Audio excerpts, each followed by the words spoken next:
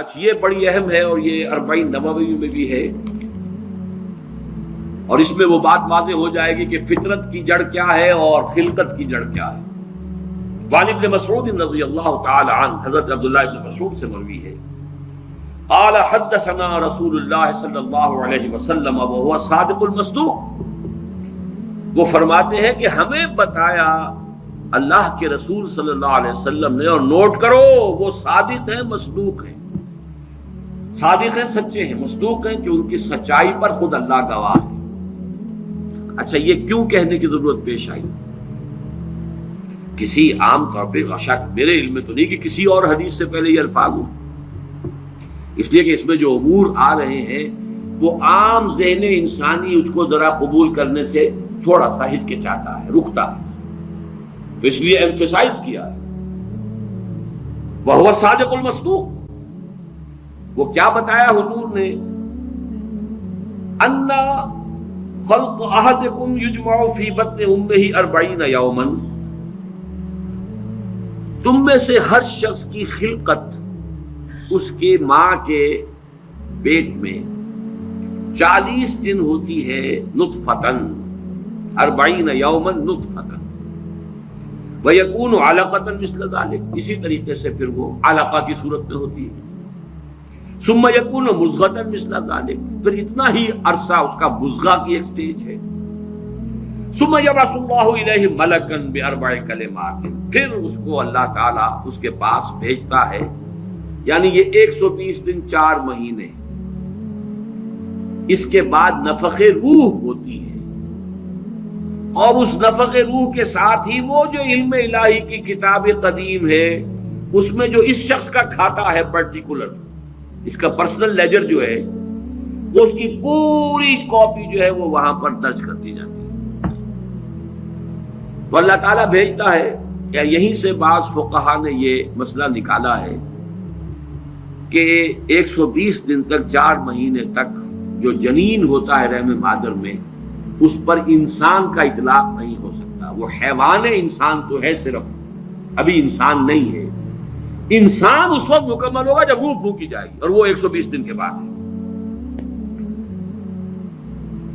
ثم يبعث الله إليه ملكا، پھر اللہ تعالیٰ بھیجتا ہے اس کی جانب ایک فرشتے کو، بأربع كلمات، 4 باتوں کے ساتھ،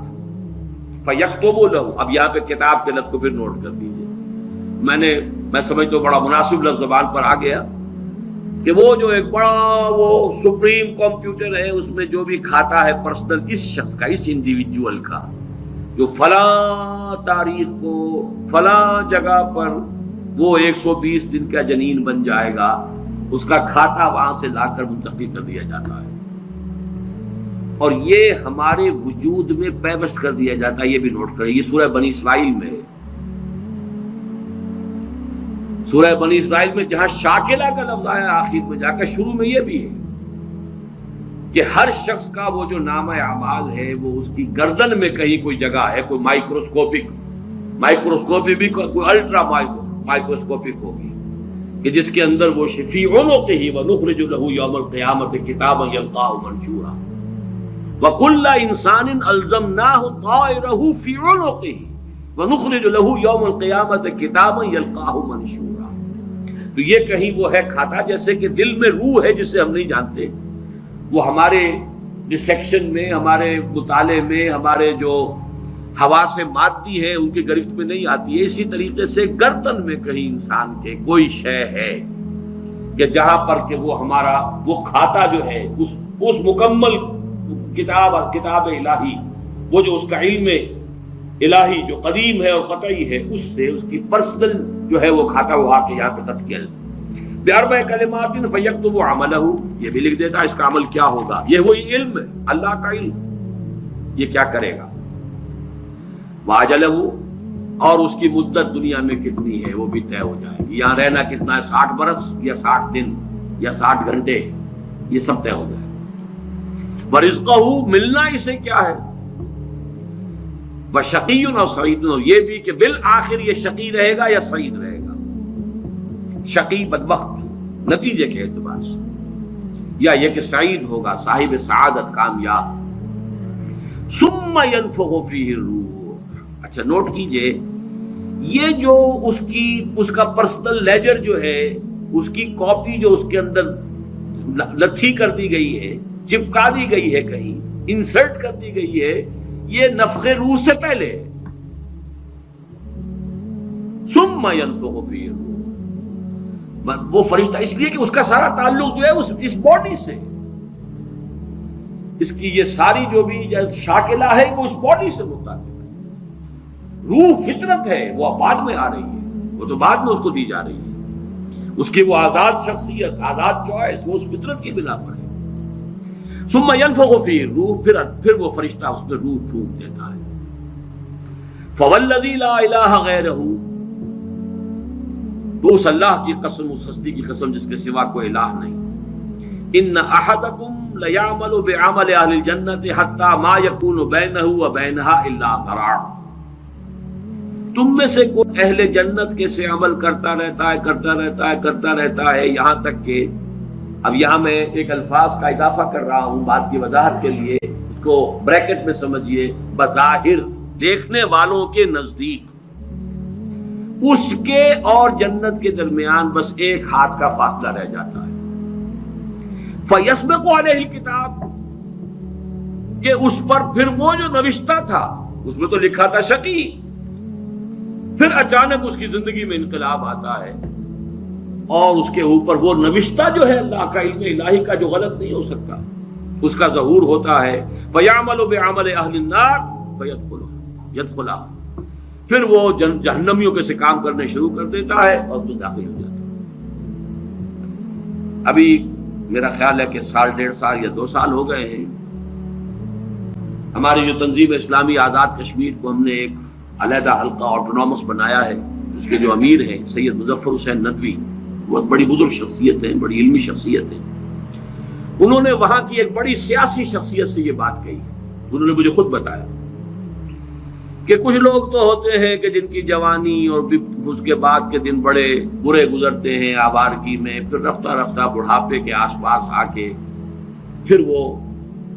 کچھ نیکی کی طرف مائل، توبہ تلہ کر کے پھر وہ اچھے راستے پہ آ جاتے ہیں۔ کچھ لوگ الٹے ہوتے ہیں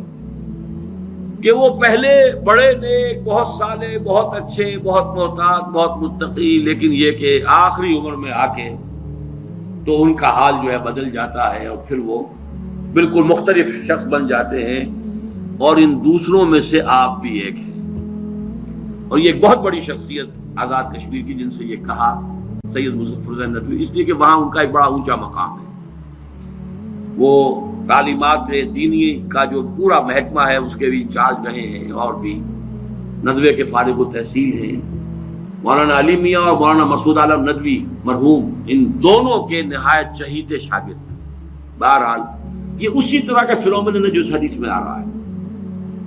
وَإِنَّ أَحَدَكُمْ لَيَعْمَلُ بِعَمَلِ أَهْلِ النَّارِ، اور تم میں سے کسی شخص کا معاملہ یہ بھی ہو سکتا ہے کہ وہ عمل کرتا ہے اور کرتا رہتا ہے جہنمیوں کے سے، حتیٰ ما یکون بینہ وبینہا الا ذراع، یہاں تک کہ اس کے اور جہنم کے درمیان دیکھنے والوں کو نظر یہ آ رہا ہے کہ یہ تو اب پاؤں لٹکائے بیٹھا ہے گور میں اور ابھی تک اس کے لچھن بدلے نہیں ہیں۔ فیسبق علیہ الکتاب، لیکن وہ نوشتہ اللہ کا، وہ جو ایک علم خدا بندی کے اعتبار سے وہ تو شقی تھا یا سعید تھا۔ فیعمل بعمل اہل الجنۃ فیدخلھا، تو وہ اب اہل جنت کے سے کام کرتا ہے اور جنت میں داخل ہوتا ہے۔ یہی حدیث جو ہے آگے چل کر اسی مضمون کی حدیث نمبر 17 میں بھی آئے گی، اسی مجموعے کے اندر، اگر ہم وہاں تک پہنچ گئے۔ اب یہ حدیث جو ہے اس اعتبار سے متفق علیہ، پہلی حدیث آئی ہے متفق علیہ اس باب میں۔ پہلی 3 حدیثیں جو ہیں وہ 3 پڑھی ہیں، کتنی پڑھی ہم نے پہلے؟ 1 2 3، یہ چوتھی حدیث ہے اور یہ ہے متفق علیہ، باقی 3 کی 3 صرف صحیح مسلم کی تھی، اور بڑی عظیم حدیث ہے، بہت عظیم حدیث۔ ایک تو فطرت اور جبلت یہاں واضح ہو گئی، ایک سرشتے خلقت ہے انسان، ایک فطرت ہے، اس کا تعلق اس کا روح ملکوتی سے، وہ روح ہے۔ ثم ينفخ فيه الروح، روح ڈوبتا ہے اس سے پہلے 120 دن کا جو یہ جنین ہے، جو امبریو ہے، اور وہ لیونگ ہے، اس کے اندر لائف کے تمام جو بھی اوصاف ہے وہ موجود ہے، وہ تو پہلے دن سے ہے، स्पर्मेटोजोन भी अगर था तो वो भी जिंदा था, मुतहर्रिक था, फआल था। और अगर ओवम था माँ की तरफ से तो वो भी जिंदा शय थी, लिविंग एक ऑर्गेनिज्म है। लिहाजा कोई वक्त भी उसके ऊपर ऐसा तो नहीं आया, वो तो हयात से हयात चली आ रही है। वो माँ की हयात और बाप की हयात, उन दोनों से मिलकर हयात का एक सिलसिला जो है वो शुरू हो गया। लेकिन 120 दिन के बाद वो मरहला आता, उससे पहले खिलकत है सिर्फ, और उस खिलकत से ताल्लुक है उन 4 चीजों का जिसका ताल्लुक किताब से।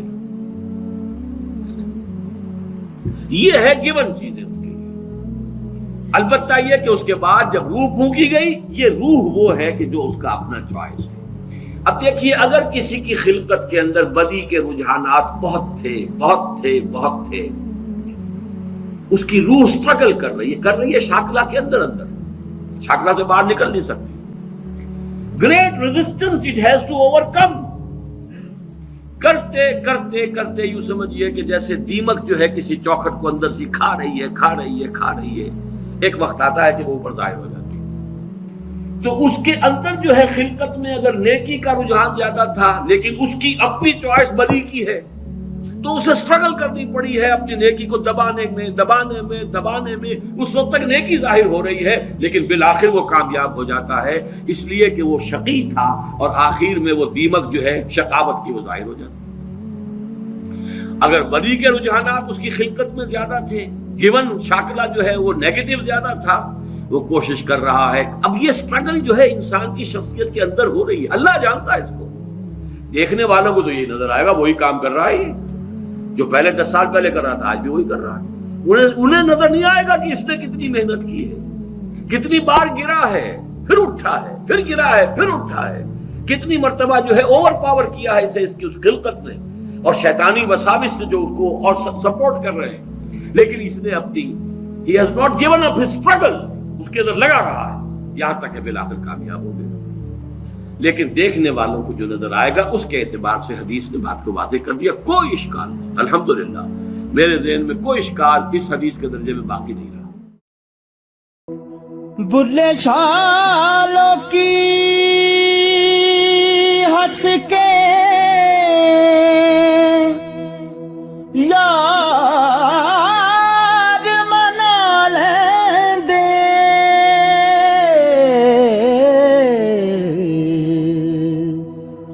ते साडा रोना भी ना मंजूर होया, मंजूर होया।